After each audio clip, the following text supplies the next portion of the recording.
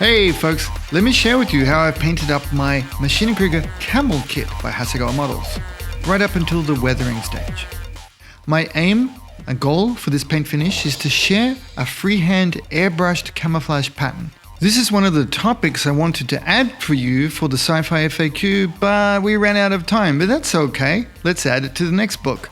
This is inspired by the Rembrandt-like painting style of my mentor, Koyokiyama sensei. A great place to start is with a grey surface primer, as it's nice and neutral, and we can inspect the quality of our work and see if we still need to repair it. Yes, of course, I took some shortcuts here for fun and only sprayed the grey on places I had repaired, say seam lines and rescribed panel lines and details. Next, let's complete our surface priming and start adding some detail with a second colour, whilst leaving some shiny silver plastic all in one step. I've gone back with black this time. Doesn't need to be this brand, any sandable lacquer-based paint should be more than fine. Even Mr. Color or Tamiya flat black will be pretty good. I'm using black here to add a shadow and mottle effect that I will then build upon in subsequent steps. Think of it as a foundation layer. This is one of the things I do really enjoy about painting plastic models, is that we can improve ourselves and our skills in increments over time. A little test and experiment each time can really build up our skills and the looks we can do. For example, I also experimented with this step on 2 of my Mark 44 White Knight Space finishes a handful of models back, and I'm keen to improve it a little again this time. There were 3 main goals for me here. The first was to add a little shadow to dull down the silver plastic, yet still have it be slightly involved in the end finish. I mean, why not? We paid for all that spiffy, shiny plastic, and it was tough to work on. I want to get my revenge and some benefit from it for my eyes. My eyes! The second was to start a base for the mottle effect and sketch out the plan.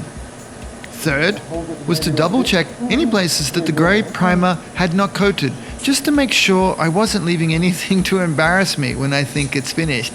Yeah, I know, it happens. Painting like this is still pretty new to me, but I enjoyed the looseness and practice of adding both the mottle pattern as well as what we could call the pre-shades, along with some of the major details. In hindsight, this model was great to go hard with this look, as it's quite large and has plenty of detail, along with the cool contrast between the horizontal top deck and the verticality of the long legs. It's quite cool. For the theme and continuity, I wanted to do the main base color that will be visible on the underbody and side of the legs as space white. Yes, I love this one. It's a classic color for sci-fi since the old days, particularly for these Ma.K kits way back in the early 80s when they were called SF3D. It's simply off-white with a touch of yellow and mixed to taste. I've used Mr. Color again this time, as I had plenty left over from my Lunar Diver paint, and I'd like to have continuity between them. It's like our factory color anti-radiation coating in the lore. To get a good feel for how it covers and looks, I've started low down on the legs and kind of painted in between the black model patterns, if that makes sense. Almost like a highlight to leave plenty of shadow and depth. Once I gained confidence, I moved up to the ball head and cockpit unit, being super careful to hold the mask's canopy on to protect from overspray. Then onto the underside of the main body, experimenting with position, intensity and thickness. This is not something I can explain precisely nor mathematically with you, sorry, but more as a next step after the previous experiments. It was exciting and fun too, and we can just take our time and see how it looks to us. There's no right nor wrong here, it's our vision and taste. I also tried a little sneaky extra experiment within an experiment here, on the little extra tank on the rear underside. You will see it on many of my models. I like to change the paintwork, because this one looks like it could be a little fuel tank, and it's something that could be easily replaced if it were a real thing. So we are free to experiment with different colors and looks. The idea of a salvaged tank that had been retrieved from another camel that perhaps had not fared so well during training and had been given a hasty repaint appealed to me, so I've attempted a tighter than overall resolution for the application of the space white and to push the performance limits of the paint and airbrush itself, well, at least within my skill. I didn't change my airflow, but tried it much closer and tried to get a little paint splatter and so on.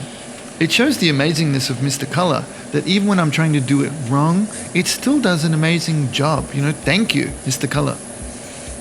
By this stage, I am finally brave enough to test it out on the fuselage upper surface. This is pretty new to me at this scale and style of finish, so I kind of went slow.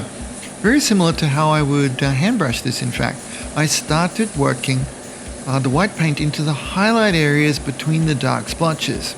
Not too much at a time, not to cover the previous work, but to let our underlayers guide our brushes and to further make it interesting. It may look like I'm underworking it, and you're correct.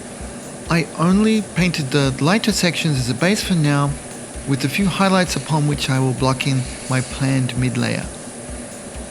You can see that for variance, I sometimes fanned the trigger whilst moving the airbrush in and out, distance-wise from the model, to change the spray pattern and the shooting range. Yes, we can also play with the air pressure, but that adds too much complexity for me, so I'm shooting here at a constant 20 psi. Let me show you my color mixes and briefly explain. Space White to Cowling color is my range, and I've made 2 intermediate mixes to have the 4 colors in total. I eyeballed them as customs, but think about adding around 25% of Cowling color to Space White and then maybe 75%. Wait, does that math even work? The main thing is to make 2 attractive colors in between, and let's call them medium grey blue and dark grey blue. Easy. This gives us a simple yet beautiful color gradient, and they're all in harmony with one another. No, we don't always need to do this, but it's also fun and it tends to look really good.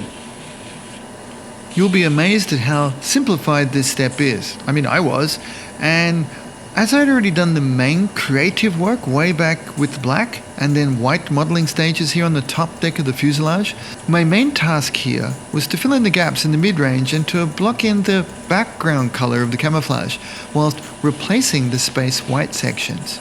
Plus, we can also gently feather in our camouflage outline along the sides. For a couple of sections, I've lightly penciled in some targets and then sprayed close to the middle of those lines to blur them a little. Could we call that paint bokeh maybe? The second area for the medium blue-grey is along the legs, and here I feel the pattern changes a little. So to keep the counter shading effect looking correct and beautiful, I'm keeping it on the upper facing and rear sections. Once we have established those areas for the background color for the camouflage, I'm coming back with the shadow component for the counter shading, and my thinking here is almost to use it as a counter highlight. Instead of using our brightest colors on the prominent features, I am flipping that and using my darkest. It's almost an opposite world modulation, if that makes sense to some of you who are familiar with that strategy as well. To other people, it probably just sounds crazy. It's a beautiful color and will feel dark compared to the colors we've used so far, so use it sparingly and strategically. I'll admit that despite being a little nervous about being, on the loose with no masking or even sketch marks on the model for this stage, it at least felt like it came out quite organically, and I'm happy enough with how it looks and do hope this is a reasonable enough example for you as a sci-fi freehand airbrushed camouflaged pattern. A single yet strong ID band is my plan this time. I really enjoyed how Mr. Color Brown looks on my Lunar Diver Stingray, so to keep them together as part of the same attack or invasion force, I've kept the same look to signify them working together in Operation Dynamo. Yes, I'll write up the backstory for this and it will be in the next book, Ma.K Lunar Combat. So please keep an eye on my website, paintonplastic.com, for news on all of the publications. Perhaps I don't have the brainpower and skills to technically work out how to effectively cut masks for such complex organic shapes, but that's okay, because I have much more fun just drawing them on. And am forever grateful to Koyokuyama Sensei for bestowing upon me the amazing mindset and simple gift of permission. Just sketch them on. He would encourage me and then he would demo it and I would believe. It was very Forrest Gump-like. Then again, he's a design genius, so makes everything look super easy. So planning out my size and shape was pretty simple. I realized I needed a band of at least 20 millimeters wide to include my waterslide markings of choice. Then I worked the 20 millimeter band around the model using whatever panel lines, parts I could for reference. I also used a ruler a couple of times just to mark across 20 millimeters. Then, using my Mark 44 eyeball, yeah, that's a pretty sad pun there, Linc, I've joined the dots up and sketched in the outline. I will admit, this one is perhaps the most complicated version to date, and I wanted it to appear symmetrical in a couple of key hero photo angles, so there's a little voodoo at work here, but not to worry at all. With my guidance and enabling, you're good to go on this one too. Plus, yes, as a gag, I will share, there are 4 brushes that I fooled myself that I was going to use. And here I am using the first one I picked up for the entire process. I mean, it works. And we don't need to be clever and show off. We just need to make it look amazing. Just to share, it took me 2 coats. One to sketch in the rough shape and keep the outline tidy, and a second coat to thicken up the color to my liking while still allowing the model effects to be kind of visible. It's a little rough, but I really like it, and that's what we want, right? Happy painting feels.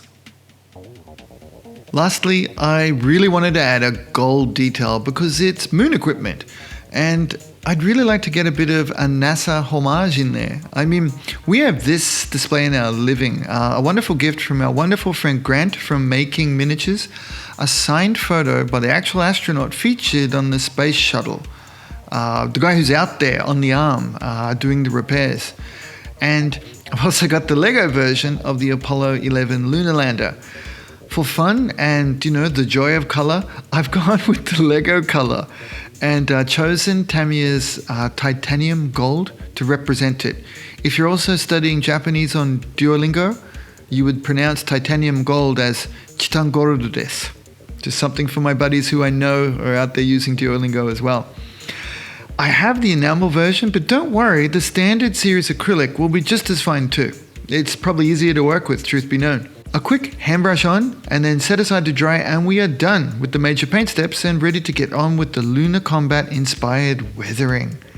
This is probably a great moment to mention that this camel is going to be one of the featured models in the next release of the official English Ma.K books, Volume 2. I hope you're excited for that one, like I am. In closing up, whilst I'm working on this video, we've got the Ma.K Lincoln Report Volume 1 is at the printers, and I'm waiting for the hard proof to come back. Very exciting. Now it's up there still on pre-order for you for the physical book, and I have updated the Patreon tiers too so that you can receive an automatic pre-order without paying extra for shipping, plus some of the other new perks. Details are on the Paint on Plastic Patreon main page. Thank you so very much always, guys. More soon, like the weathering video. Hope you liked it, and bye for now.